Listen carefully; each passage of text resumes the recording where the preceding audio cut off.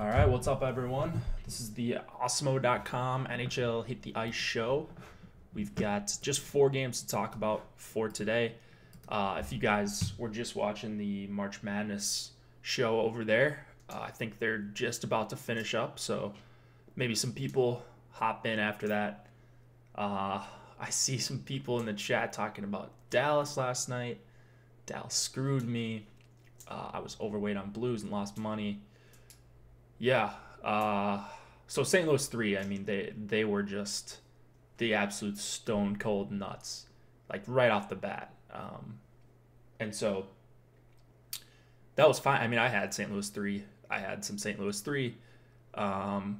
They're running late because Spags is in charge. Yeah, Perron was really nice. Sundqvist got in there with a couple assists, and then Schwartz with the hat trick, right? So, yeah, they were the nuts. Which I ended up getting crushed somehow, and I had a bunch of them, just to not have them paired with Dallas 1. So that was frustrating. I'm sure some of you guys were on them as well. But looking at the top of the leaderboards last night, a lot of big names, a lot of pros up there. And I think I came on and told you guys yesterday that I had kind of cooled off on Dallas 1 with Janmark up there. So I was kind of kicking myself, and yeah, sometimes that happens. Yeah, four Houston. All right. Anyways, today's slate 4 games. I'm kind of interested to see where the chalk's gonna be at. Where do you guys think the chalk is gonna be at? Like, is it Buffalo 1? Is it one of these Toronto lines? I'm guessing the Matthews line probably higher owned, but like, okay, Vancouver 2, yes, and Winnipeg, Buffalo 1. I mean, I think Buffalo 1 should be really, really chalky. I don't know if they are going to be. Am I talking too quiet, Josh? Why are you putting that emoji in there? Can you guys hear me? Didn't change anything. Tampa 2, Buffalo 1, and Winnipeg 2. If Caps are on their own, I'll be a happy guy. Yeah, I don't think the Caps are going to be super heavily owned. I think as people start making lineups, they will... Oh, you can't hear me? Why is that? All right, let me see. It looks like my sound's fine. It's normal. I'm not sure. Okay, it sounds like some people can hear me. Some people can't. Well, we'll just keep going. Hopefully it picks up for the people that can't hear me. I think Buffalo 1 should be the mega chalk. They're going to be the line that I have the most of by a wide margin. And it's not only...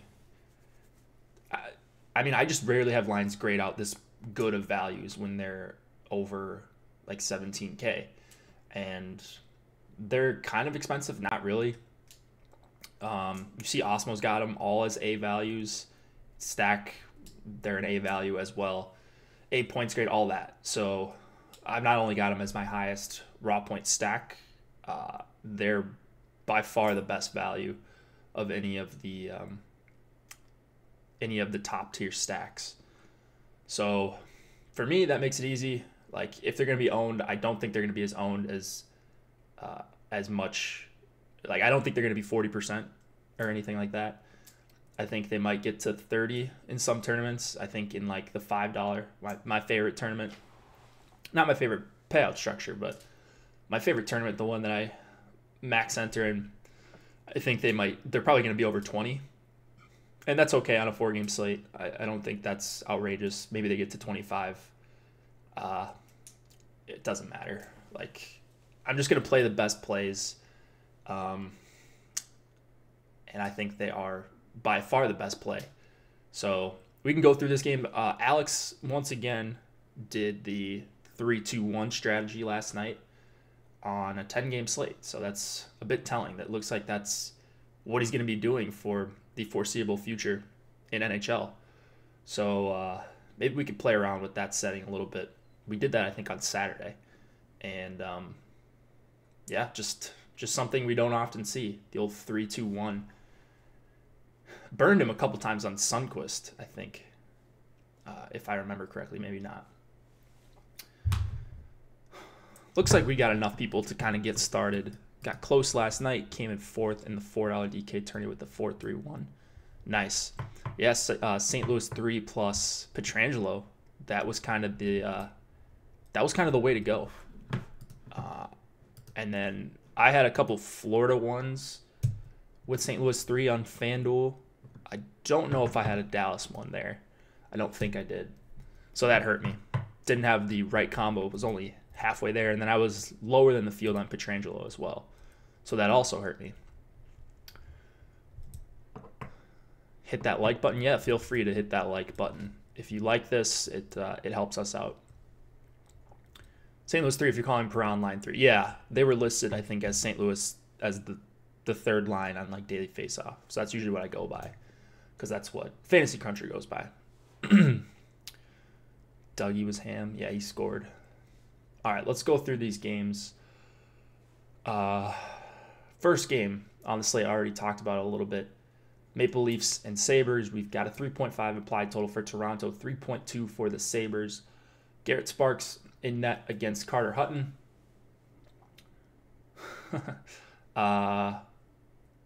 Once again, Buffalo 1 is my favorite play on the entire board from a value perspective, from a raw points perspective. I don't think that's going to be a hot take tonight. I think they're going to be heavily owned. I'm just playing more than what the field is. I'm pretty confident of that. So they're going to go up against either of the top two lines for Toronto. I don't know if they're going to be hard matching anyone. I think if they do, maybe it's Sabres. I'd rather have them go up against Matthews, but the Tavares line, they don't have great defensive numbers either. So it's really not a concern. Like, not worried about line matching. I mean, please go up against Toronto 3 as well. Like, that's not going to be a good defensive line either. Backup goalie in. That's a big downgrade for Toronto. They're giving up a ton of shots, ton of scoring chances.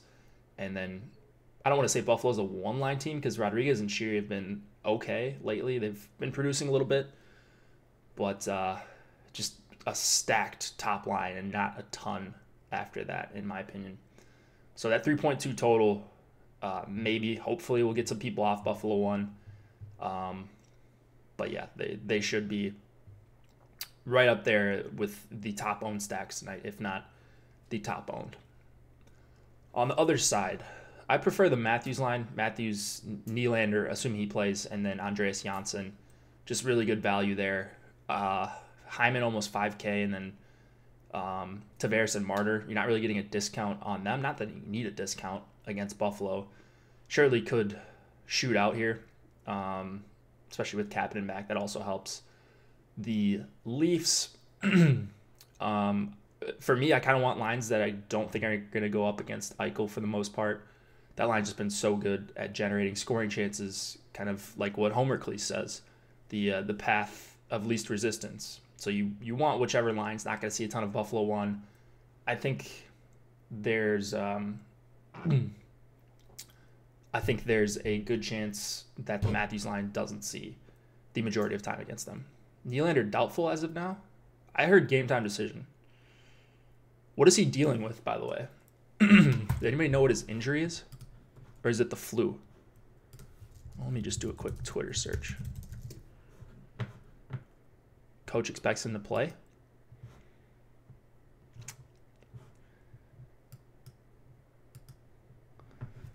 It is expected that William Nylander will sit tonight due to illness. I'm seeing that at one source on Twitter. He missed practice, dealing with illness from RotoWire. Game time decision. Yeah, I don't know. It's not like I wouldn't rule him out yet. So I'm not taking him out of the projections just yet. We'll just wait until 6:30 Eastern. Brother versus brother, too bad if he doesn't play. Yeah, that would be too bad.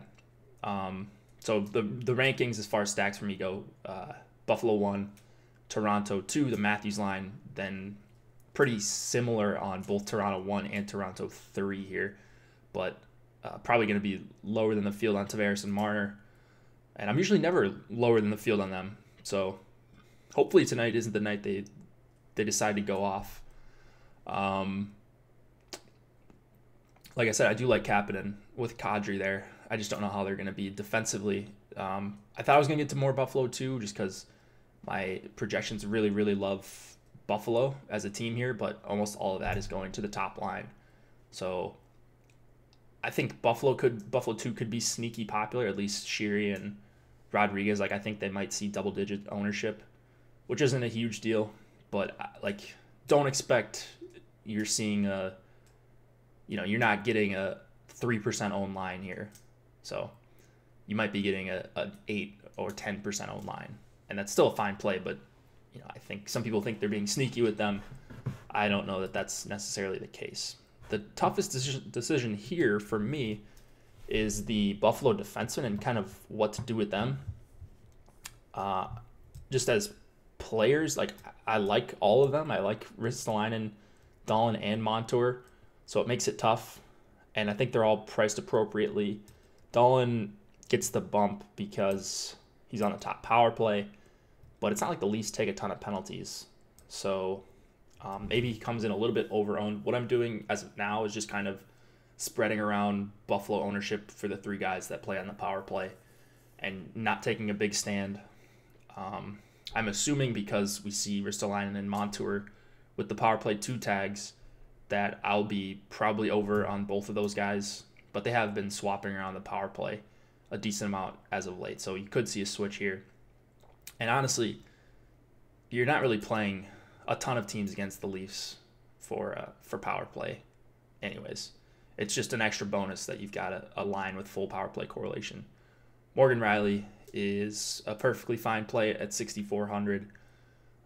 He is shooting quite a bit, so it's not like he just has assist equity. He has been scoring goals here and there, and he does correlate well to either of the top 2 lines, and maybe even the third line with Kadri still, with the power play 1 hookup.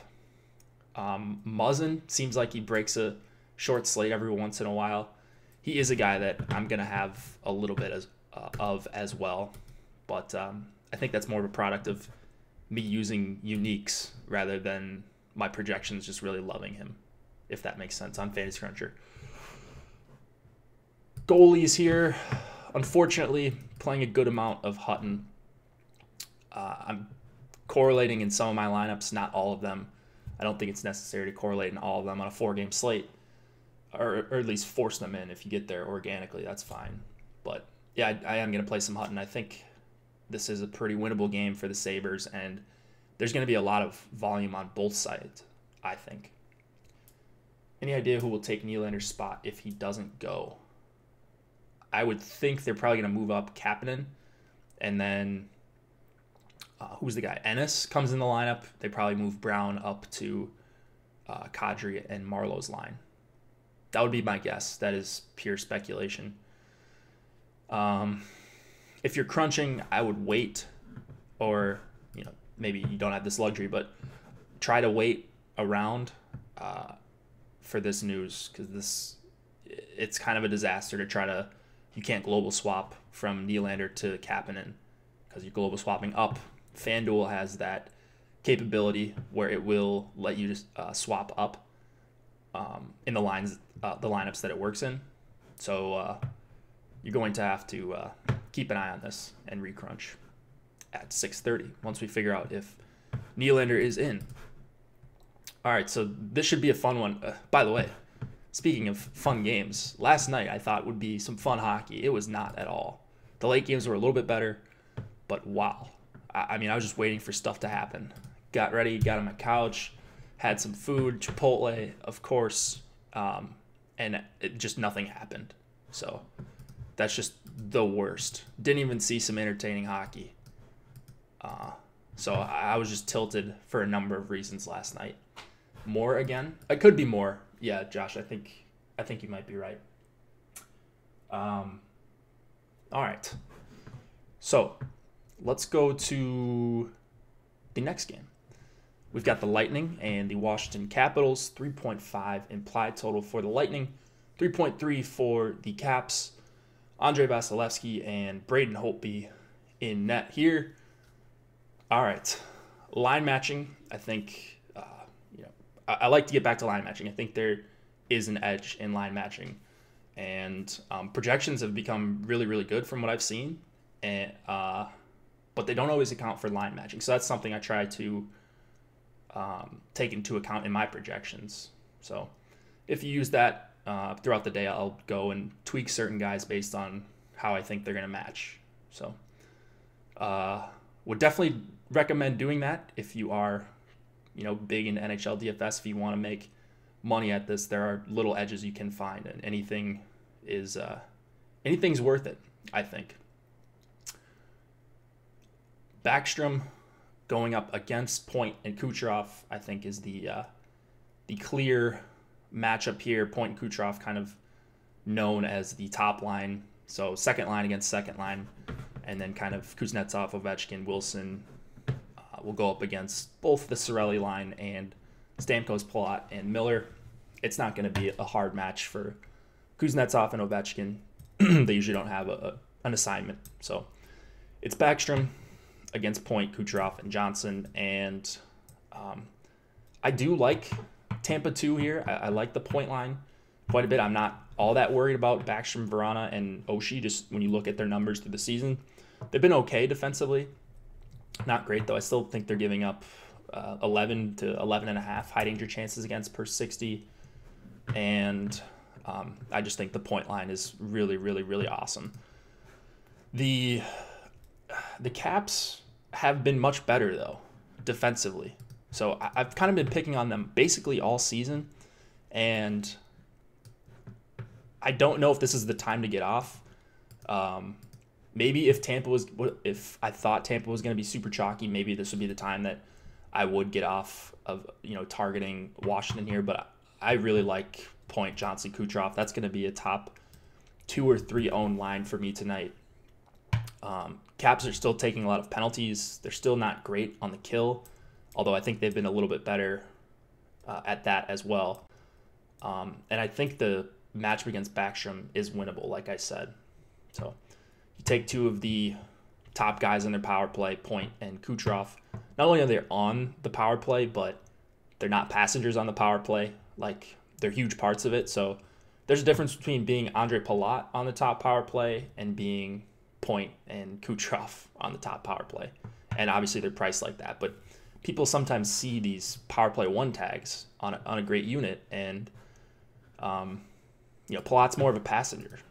So might be good for real life, but I don't know that he's the best for DFS. So you're really only getting 1 huge part of the top power play. JT Miller practiced on the top power play this morning. Did DFO just not figure that out? Well, all right then. It doesn't really matter. Yeah, I thought JT Miller had been. Okay. It doesn't really matter. I mean, if I'm playing this line, I'm probably just stacking the even strength line. And they're probably going to get the better matchup for the most part if they go up a little bit against Kuznetsov. They're just not nearly as good of a line. So they're an okay filler. Really nothing more. Feels really point chasey on the other side, but I think you can play the third line for the Caps. I mean, just absurd numbers.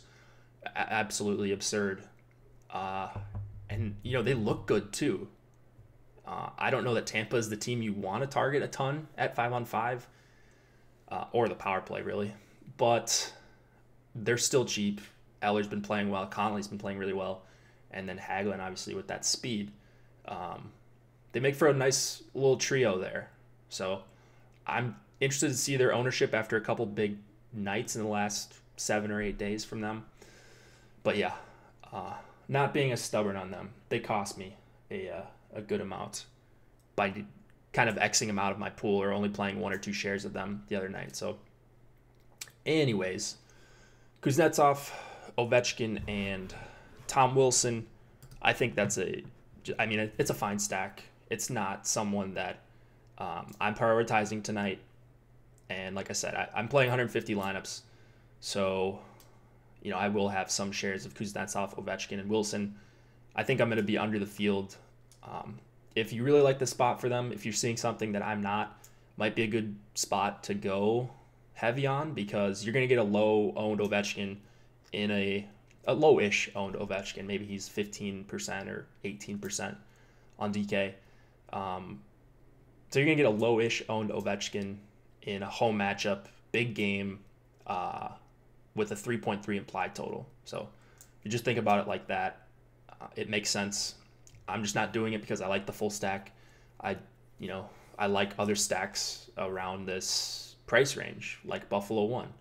So just kind of taking a stand there. Hedman at 6,100. I try not to play him without Point and Kucherov, or Stamkos for that matter. So he'd be more of a guy I'd go 4-3-1 with. I think that's pretty obvious. He's the guy you want if you're stacking Point and Kucherov. That gets really expensive really fast. But if you can fit it, by all means, go ahead. Sergachev at 4K. Playing with Hedman. I want to check on his minutes last game. That's something I did not do today. I probably should have done this before. I'm assuming his minutes jumped way up. So he left 2 games before, 2 games ago, I should say, because he only played 13 minutes. 23 last game. All right, that's good. He is a guy that's been shooting a little bit more that I've been looking at lately. And 4K playing with Hedman, you would expect another 20, 22 minutes here. Probably going to play with the good lines, the top 6 here. Yeah, 23 minutes. That's nice. So you can deal with 23 minutes from Sergachev, a guy who has been a little bit more aggressive at 4K. On the other side, if you're going, same thing kind of with Hedman. So Carlson is a guy I'm more willing to play as a one-off tonight at 5,900 than I am Hedman.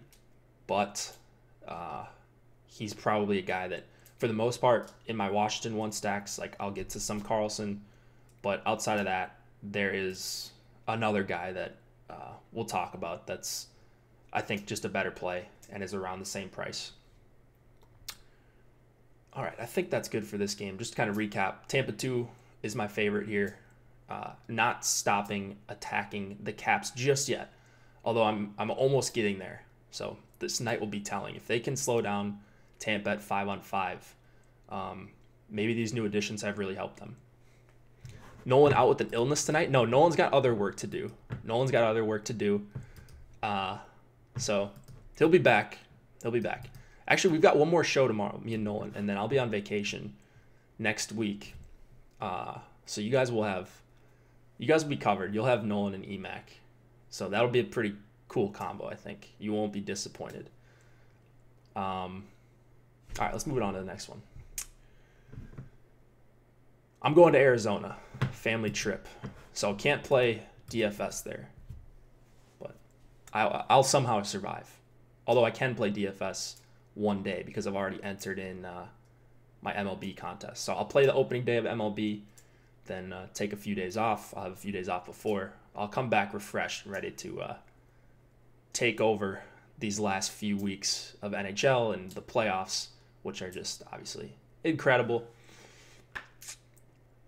Liquid Demons, I mean, I suppose I could. I don't think I'm going to deal with that, though.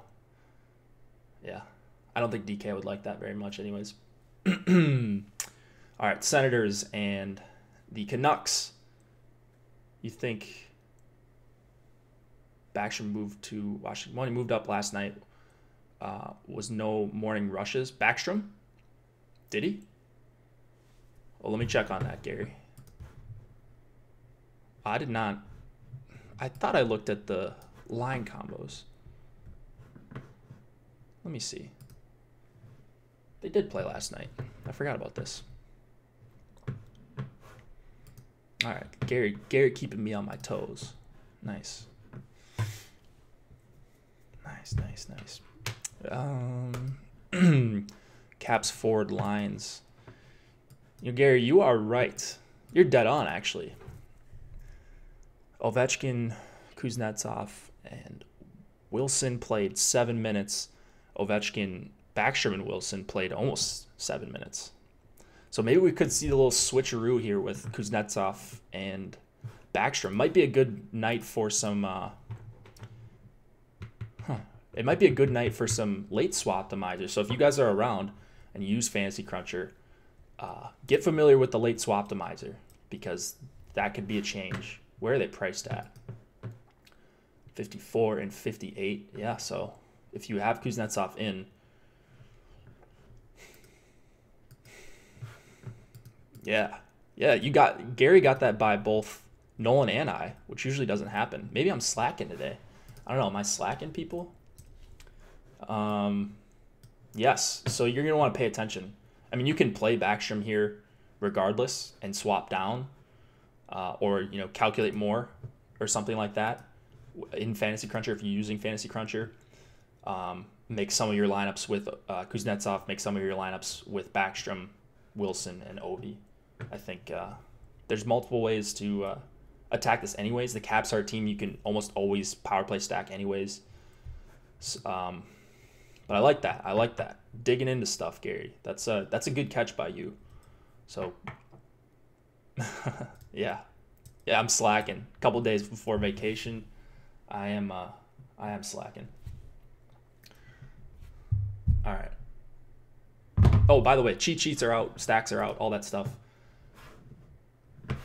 Go check that out after the show, or hopefully you checked it out before the show. Share it with your friends if you'd like. All right, Senators and Canucks, 2.7 implied total for the Sens, 3.3 for the Canucks. Anders Nilsson and Jacob Markstrom in net. The Canucks have not really been doing a lot of hard matching here. It's Ottawa. Nilsson revenge game, yeah.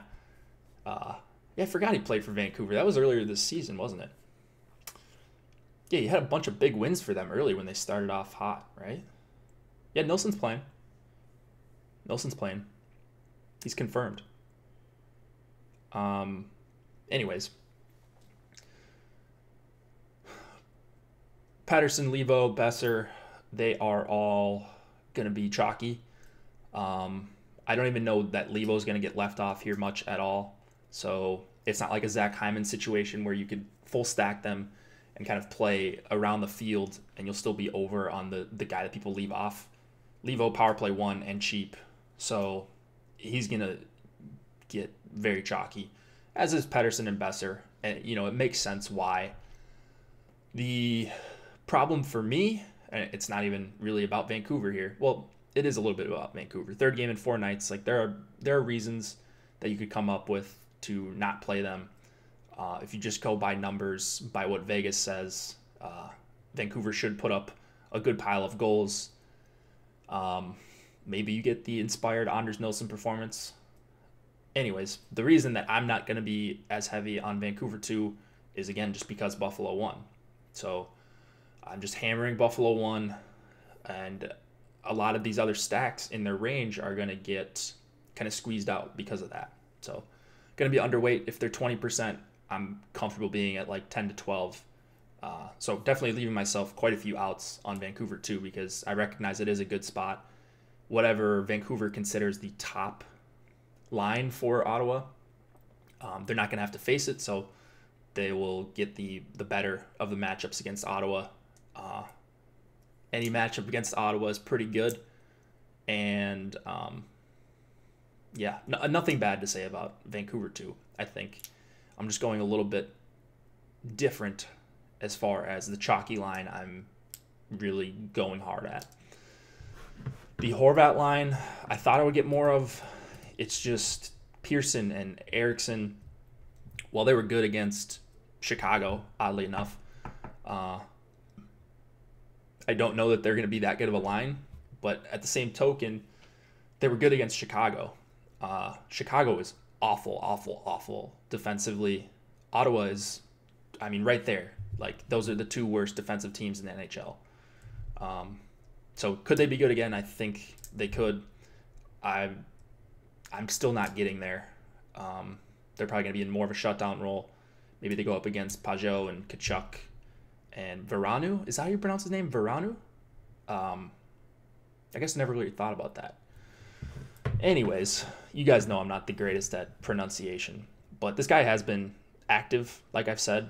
So I think Ottawa 1 is the one that I'm going to if I'm playing an Ottawa line. It's going to be pretty low owned, and they're just super, super cheap. and you get power play time with Pajot and Kachuk, and the Canucks also take a lot of penalties. So that's kind of the only path I see to success on Ottawa. The other line that might get some ownership, actually, I don't even want to talk about either of these other two lines. Like, I saw the Lindbergh, Smith, Ryan line stuck together. So there's that. If you wanted to play another Ottawa line, I don't even think you really need to get that cheap, though. Or same thing with Ottawa, too. Like, there are other lines that are a couple $1,000s more that I don't think you're sacrificing much with those couple $1,000s when you upgrade. Like, they're a defenseman in all tiers tonight, kind of. One off double A. Oh, Athanasiou. Yeah, Athanasiou. Love watching that guy play. It's too bad he plays for Detroit. Same thing with Larkin, though, and Mantha. Yeah, I did see Larkin miss that wide open net. That sucked. That kind of set the tone for the night for me. So that was a little bit annoying. But yeah, he kind of... I mean, it was a tough angle. It's not like he just missed a tap in or something. But yeah, he missed it. You see Aho missed the net? I mean, he didn't miss the net. It just got blocked by Jack Johnson. That could have helped me out a little bit. But yeah. And I was watching that one live too. Had it up on my phone, watching good old NHL TV. Aho got screwed. Yeah, Aho was just firing away on the 4-on-3. So that was good to see. I wasn't winning anything anyways last night with Carolina 1, so probably didn't matter. I'm upset for no reason. All right, Edler is my favorite defensive play of the night. He's going to be my highest exposure for that reason. 6,200. He's just been a beast, playing huge minutes, playing on the power play, shooting a lot, blocking shots. I think there's a pretty good chance that Ottawa can generate some volume here. So I don't think the block shot equity is lowered all that much in this game. Like I said, Vancouver, three games in 4 nights. Maybe they let down a little bit against a team that's worse than them. Stetcher, I also like. He's playing decent minutes still. He's not playing 30, and he'll probably, he's got a 1.5 to 2 floor, and he's not getting on the score sheet lately. But if he somehow does get on the score sheet, he's playing 20 minutes. He's playing power play 2 time. Not that that's great on Vancouver. They're pretty much a 1 power play unit team. But it is Ottawa, and he is playing 20 minutes. You just need him to get on the score sheet. Otherwise, he's giving you a 2.0, which probably doesn't kill you. But there's going to be a couple guys in this 3K range that get 5 DK points, and you kind of need him to be one. And I think he does have a good chance of being one. So that's kind of my guy in this range. Wolanin, I don't know much about, to be honest. I'm not really playing a lot of Senators defensemen. If I am, it's just because of the pricing. Like Christian Yaros for 2,700. I think he played 20-plus minutes last game. So at that price, I'm more okay with it. If I can get up to a guy like Stetcher, though, I'd rather do that. Wolanin? Oh, it's Wolanin. Okay. Nice. Yeah, correct me on that. Correct me on that stuff. I want to learn. All right. Goalies here. Like I said, maybe Anders Nilsson can stand on his head. I think he's been really good on the road this year, record-wise. And I actually don't mind Markstrom at 8,200 just because I actually have him seeing pretty decent volume here. So I will be playing a good amount of Markstrom and then certainly correlating if I can with Pettersson, Besser, and Lebo, and Adler. Wolanin played 24 minutes against Toronto. That's pretty good. All right, Jets and the Ducks. We've got a 3.3 implied total for the Jets, 2.7 for the Ducks. Hellebuck and John Gibson in net. This is probably another one of my differentiation points. And it's mostly going to be Anaheim here. Anaheim's top 6. I'm just having a tough time getting over how bad defensively the Scheifele line has been. So Laine is not great defensively, but I'm going to pull up these numbers really quick so I have something to reference. Like, you would think Scheifele, Wheeler, and Laine would be enough, like good enough at, puck retrieval and all that stuff to at least match their opponents as far as shot attempts. 45 Corsi for percentage. They're allowing 27 scoring chances, 27.5. That's not terrible, but the high danger chances are really bad. 14.1 per 60. Like, a line that talented, like they should be matching that at least. They're not generating chances either.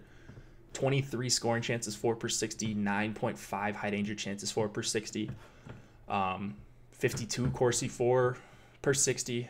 Like, that's just not that good when you're paying these super high prices. So I'd rather play a handful of other lines, honestly. They're gonna, I'm gonna get like 5 or 7% or something like that of them, and I think that's gonna be well under the field. So I'm intentionally trying to get under the field on Winnipeg 1. I'd rather just play lines that have been really good, and if they get there on the power play, I'll just chalk up my L and whatever. I'll move on to the next slate. But I don't think it's a great power play matchup. Or I'm sorry, I don't think it's a great even strength matchup against Getzlaf, who has been okay. I think the shoreline is also okay, and the Ducks have been playing much better. They've got a pretty healthy defenseman core with Lindholm, Manson, and Fowler. So while their defensemen don't really do anything for DFS, they have been okay, and the Ducks have just been better overall. The line I am playing for Winnipeg more so is the Hayes, Ehlers, and Connor line. Just really love that price. They're probably going to avoid more time against the top 6 for the Ducks. Although I think Corsi said that it might be Shore, Raquel, and Silverberg. I didn't see that. Shore, Raquel, and Silverberg going up against Scheifele, Laine, Wheeler. I didn't see that. So I don't think he's in chat right now, but I'll maybe ask him off stream and post anything in chat if I see where he saw that. I saw Getzlaf going up mostly against Florida 1 in Anaheim's last game. So maybe I'm reading that wrong. I'll check on that after the show. But anyways, that was my read. And for that reason, I really do like Getzlaf, Ritchie, and Sprong. Like I said, pretty good 5-on-5 matchup. They're going to get power play time. Winnipeg is much worse on the road. Still no Dustin Byfuglien. Still no Josh Morrissey. Just look at these defensemen, and it's pretty tough. And maybe that's why Winnipeg 1 hasn't been great defensively. But, yeah, I've liked me some Ducks tonight. You guys know I have no issue playing some bad teams tonight. And the Ducks are my bad team that I hope is good tonight. And there's some numbers to support it. So the top 6, I am playing for the Ducks pretty heavily, both the Getzlaf and the Shore lines, and then underweight on Winnipeg 1, overweight on Winnipeg 2. Trouba for the Jets, I think, is the really obvious guy. Myers is probably the second fiddle guy, but he's not really big timer. I'll go over that in a second. Just remind me in just a second. We'll kind of sum up everything. Then I want to go to FC Rewind quick. What was I saying? Oh, Myers, I think, is the second fiddle. But if I'm going to a Winnipeg defenseman, I want to get Trouba in there with either of the top 2 lines, really. I think that's probably what I would be doing. On the other side, I don't want to say I'm not correlating at all with the Ducks top 6, but there's just guys that are way better at their price points. Like, you can play Rasmus Dahlin for $4,200. Why would you play Lindholm? And, maybe ownership can dictate that. Maybe you just play the 4-3-1 and hope one of these guys does anything. But I just haven't seen it from any of these Ducks guys. When you look at the shot attempts and scoring chances data for them, they're just not helping generate anything. And Lindholm's playing big minutes. Like, he's playing 24, 24, 26, 21, 23 minutes his last few games. And he's got 1 game with 3 shots on goal. The attempts are really tough. So that makes it tough for me to want to play any of these Ducks defensemen. Gibson, I will play. I feel fishy every time I play Gibson when he's cheap and at home, just because I think it's become such a thing that he gets over-owned when he's at home. But I think enough people will be on the Jets here that I think we're going to get Gibson in the 10 to 12, 15% range, and I'm okay with that.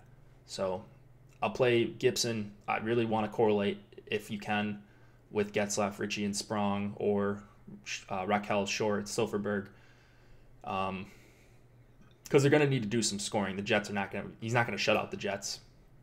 So my advice would be correlate with Gibson if you can. All right, Toronto, big timer wanted Toronto. Yeah, I prefer the Matthews line, just really good value there, and I think they're going to see a little bit less time against Eichel as they see more time against Tavares and Marner. This Matthews line has just been so high event too, so hopefully they see more time against second and third lines for Buffalo. But it's just really hard to argue with that price based on how high event they've been.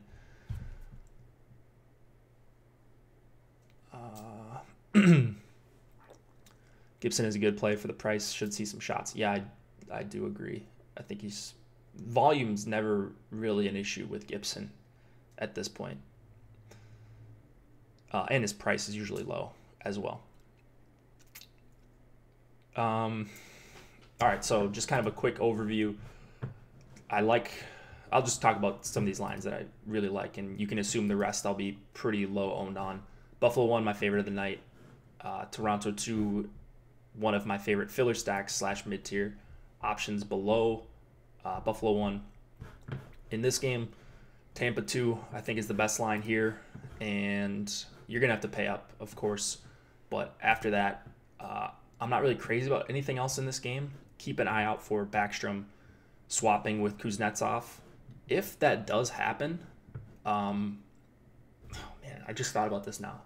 If that does happen, if Kuznetsov is with Verana and TJ Oshie, I think I really, really like that line. I'm trying to think if that line is played together. Maybe it was with Wilson, Verana, and Oshie. Or I'm sorry, Wilson instead of Oshie.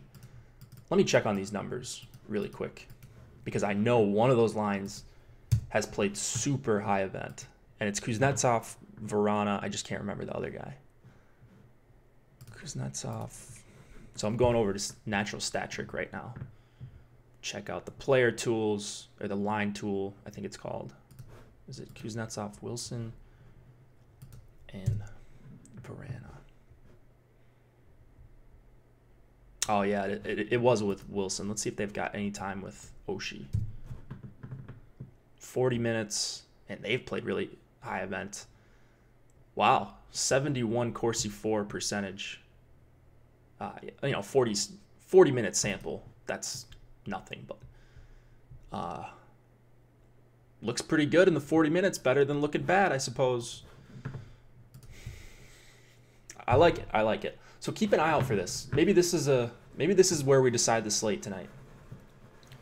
Always like some late changes. It's hectic, but if you can somehow anticipate them and kind of have a plan in place once the anticipated change actually comes to fruition, then you can also gain big edges.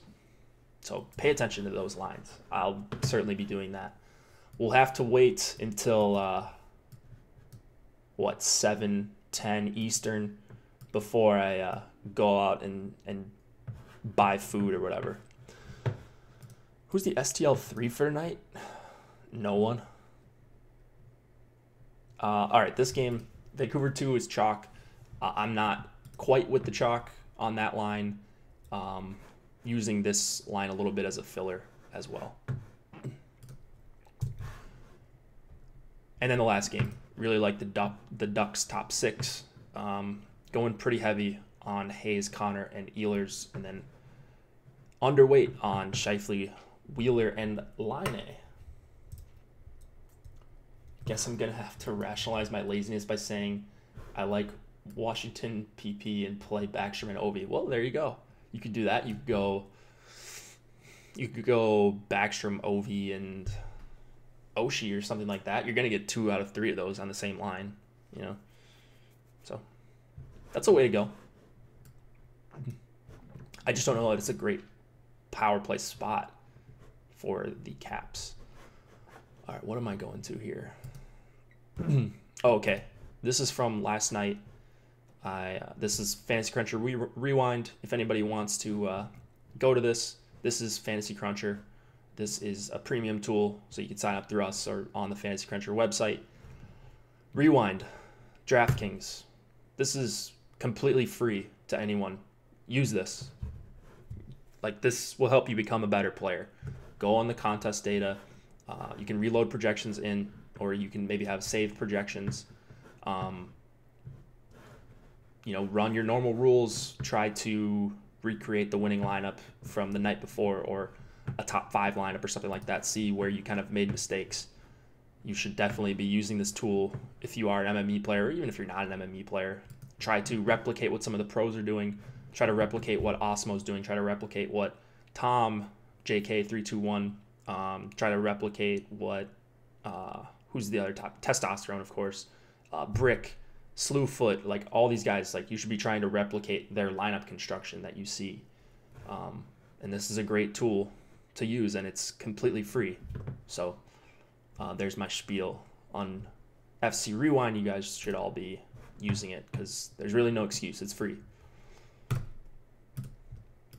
But if you want to sign up, promo code Hit the Ice gets you 50% off the first month of Osmo.com Premium. Who is it? BTBYB? Oh, that's you. Illegal Form Nation. Nice. Speaking of Slewfoot, oh my goodness. So he went oh no, he did power play stack. Yeah, so Slewfoot likes to power play stack. As you see, Sagan, Radulov, Ben. Man, when he's on, he's on. Look at this. St. Louis 3. Okay, so, standard. He's got the correlation there with Vince Dunn. I think he was on PP2, so he correlated to Perron or something like that. This one, Sagan, Radulov, Janmark here, so even strength with the even strength St. Louis 3. Very nice. That's a lineup that I felt like I could have made or come close to making or something like that. With the, maybe different defensemen. I wasn't really heavy on Pietrangelo. I was heavy on Yossi. So it's interesting to see Yossi up this high because he only had 2.5. Man, I've been way off with expensive defensemen lately. Anyways. Can you guys see the chat? Oh, okay, you can see the chat. All right.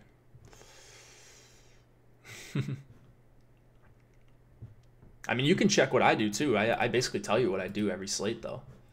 So, I do something similar to what Testosterone does. I'm nowhere near as good, but I kind of try to do the same thing. Yossi killed me. Yeah, he killed a lot of my lineups, too. I mean, anytime you have 50 or 60% of a guy and he gets you 2.5, that's going to be a problem. Gilmore, though. How about John Gilmore? I think he had 3. He outscored Yossi. How about that?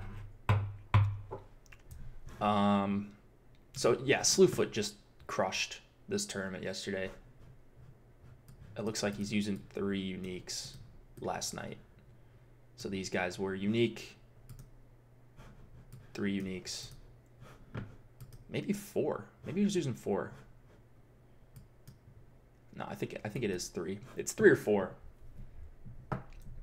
Anyways, just crushing everything. And his defenseman didn't even go off in a lot of these lineups. I mean, he just had the absolute nuts. Dallas PP / Dallas 1, and then St. Louis 3. So nice job. I mean, just incredible player he is. Boggs from RG. He's also a very, very good player. Slew McJester. Yeah, he does do that a lot. McJester, like where you use 1 or 2 uniques, but Slewfoot doesn't use just 1 or 2 uniques that I'm aware of. I think he uses at least 3, and he might run multiple crunches. I'm not exactly sure. Testosterone, stud. Never flashy with testosterone. Correlated goalie. There you go. Radulov, Sagan, Janmark, St. Louis 3. Even strength stacks. Was testosterone heavy on Yossi too? I would imagine he was. Yossi, Klingberg, Carlson, Yossi Gilmore. Dude, testosterone's watching he's watching our stream, man. Testosterone is for sure watching our stream. There's no way he was on Gilmore. No, I'm kidding. Testosterone probably knew that Gilmore was being called up. But how about that? Because he only plays guys on the power play that I'm aware of. Testosterone does. So Gilmore was not listed on the power play. So we're on to you. We're on to you, Testosterone. 4 block shots. Nice. Look at that. Just how we drew it up. 4 block shots from our $2,500 guy. Never 2 uniques. Is it never 2 uniques? Yeah, I mean it's got to be 3 or 4.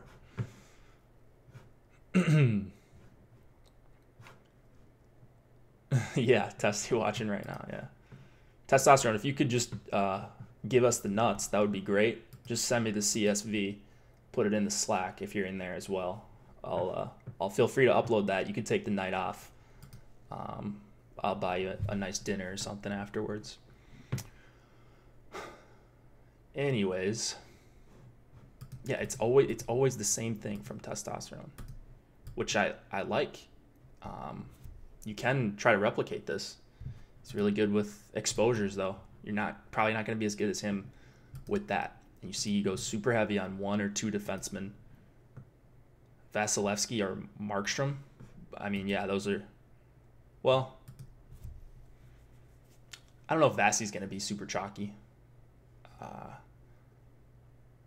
Let me see who I have higher so I can give you a real answer.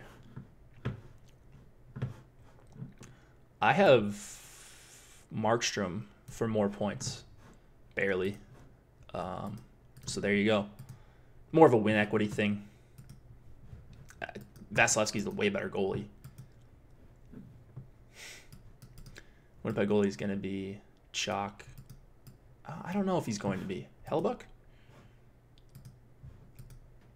Yeah, I don't know. Okay. Any other guys you guys want to check out? Anyone crush last night? Anaheim 20 shots, 3 goals. Yeah, hopefully. Hopefully, Raj. I'm definitely with that.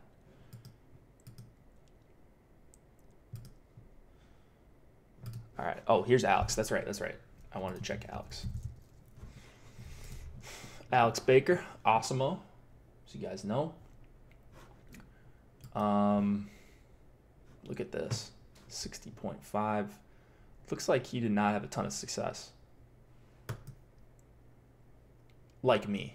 So, I mean, you guys want to look at my lineups. You want to see some bad lineups. We can look at that quick. You guys can all laugh at me. Alex ran Sundqvist with Schwartz, Perron. Okay, so he had full STL 3. McKinnon, Broussard. Those two were on the line together. Oof, that's ugly. 0. Ovechkin did not record a shot at goal. Oh. Well, there you go. He's due tonight, folks. Athanasiou, Bertuzzi. Okay, whoa, what's going on? Oh, okay, Sagan 1 off. Backlund, Frolik. There you go. 3-2-1, 3-2-1, 3-2-1. This makes me nervous. Like, I should be doing this. Does this not make you guys nervous? All of a sudden, one of the top players stops stacking 3-3 or, even power play stacking. He's just straight up going 3-2-1. So, I haven't seen him take down tournaments yet with this style, I don't think. At least large field tournaments. But I don't know if he starts smashing. I might just have to start tailing this strategy. Wouldn't be a bad guy to tail, I don't think. Cunnin, Fiala, Sagan one-off. I mean, his one-offs are. I think last week I was talking about his one-offs. Like he had a. I can't. It wasn't this guy. It was like an Alex Steen or someone like that. I just have St. Louis on the mind. It was a guy that doesn't shoot a lot, and he had him in a handful of one-offs. And I said I don't really like that, just because, like why with your one-off you're looking for a goal or multi-goal performance, and he doesn't really have that upside. Here though, Sagan one-off, that's really nice. Ovechkin one-off, like that's the type of one-off that I'm making if I'm playing one-offs. So I wonder if what he's doing is making a group. Interesting. I'll have to do some rewind on this. You just make a group of kind of the best skaters and say, man, let's just one-off these 15 guys. So you must use each of these guys at least once or something like that. I wonder if he's doing that. Sagan one-off. That's the one-offs I like. Sagan. Yeah, I don't see any bad ones here. Oh no, Brad Hunt. Alex, what are we doing? No Brad Hunt. Zucker, Stahl, Sagan again. Parisi, Stahl, Ben, Gaudreau, Jamie Benn. That's the type of one-off. Yeah, so these are, I mean, he did a really, I think, really good job of selecting his one-offs. So, interesting. I might be trying the strategy out at some point. So we'll see. We'll see. I don't think tonight's the night. Doing the old testosterone strategy. All right, guys. Thank you for joining tonight or today, this afternoon, whatever time it is there. We've got a couple hours to lock. Keep an eye out for that Backstrom Kuznetsov possible fiasco at 7:10 Eastern. We'll be back tomorrow. Nolan and I got a big slate. It'll be kind of the last big one before I'm gone. So come hang out and hit me up on Twitter or in Premium Slack if you got any questions. And good luck tonight, guys.